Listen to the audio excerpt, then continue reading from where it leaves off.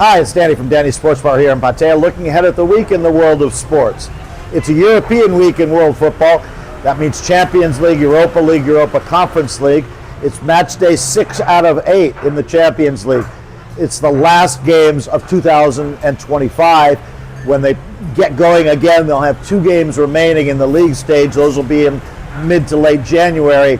So teams looking to set themselves up, try to get into the top 8, which means you avoid the playoff round, or the next 16, which means you're in the playoff round, but you're still at least in the tournament, avoiding those final 8 spots that are the knockout spots in the league stage.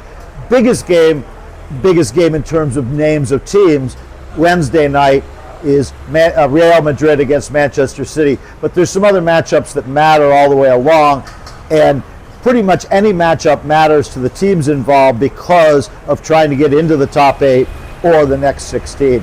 Same thing goes on Thursday for the Europa League, Europa Conference League, although there are some more Europa Conference League games the following week still to go into 2025. Otherwise, that's it for 2025 for the European games. This weekend, European football, regular schedule, Premier League, Bundesliga, Serie A. I'll focus on a couple of games. In the Premier League, we'll look at Sunderland against Newcastle. That's on Sunday night at 9 o'clock.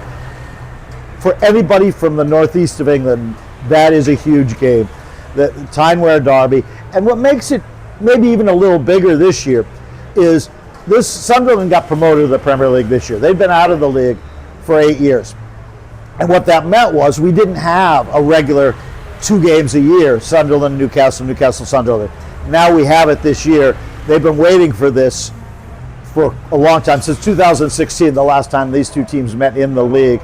And there's certainly, it's all the emotions and hatreds and everything else that go along with all the big derbies. And for them, it is certainly a big deal. Same thing in Holland, not in terms of not having met, but in terms of emotions and hatreds. Ajax and Feyenoord, they play at 8:30 on Sunday night. Now, that game, unfortunately, the last few years, they don't allow any away fans to go to the game in either one, either when it's in Amsterdam, as it will be this Sunday, or when it's in Feyenoord in Rotterdam, which it doesn't matter. There's always the threat of crowd trouble, and they don't allow away fans, which is too bad, but there's still a lot of emotion in that game. Also, Sunday night, the first silverware in Scotland for the year, the League Cup final, they call it the Premier Sports Cup now. Celtic, which as they and Rangers obviously have dominated in Scotland, they play St. Mirren, which has only won this cup one time in their history. They play at Hampton Sunday at 10:30 in the League Cup final. Chance for obviously either of those teams to win the first silverware in Scotland this year. Speaking of silverware, there's the World Championship in World Darts. Now, darts is not something that we normally show all that often at Danny's, but we sure show it this time of year because it's the World Championship, the Royal Alexandra Palace in London, the Ali Pali as it's known. And people who don't watch darts the rest of the year will watch this tournament. It gets going late night Thursday, the first round, but starting on Friday night, there'll be matches starting at 7:30, the afternoon matches in England. So it'll be going through the evening, and it goes basically right through to the start of the year. There's a couple of days right at the end of the year where they don't play, and they come back for the semifinals and the final. Luke Littler, who's amazingly, he's just still only 18 years old. 2 years ago, he burst onto the scene.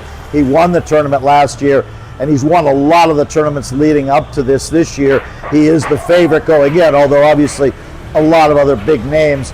Every big name in darts is going to be in the tournament. And one thing about the World Championships, first of all, the crowd is incredible to watch, and Sky Sports does a great job of showing the crowd. It's maybe not what you would imagine if you've never watched darts. They really get into it. And the other thing is there's always stories that emerge.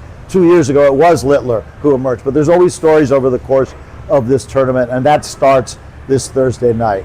So we have quite a few things going on. Army-Navy game in college football is Saturday night, 3 a.m. We won't be able to show the whole game, but we will show the start of it, and also right before the game, the cadets and the midshipmen marching onto the field. So much tradition in that game, so big for anybody who went to West Point or Annapolis, or even people who were in the Army or the Navy. You'll hear all week, beat Army or beat Navy, depending on who you're talking to. And that game is Saturday night. So plenty going on. Come see us here at Dannings.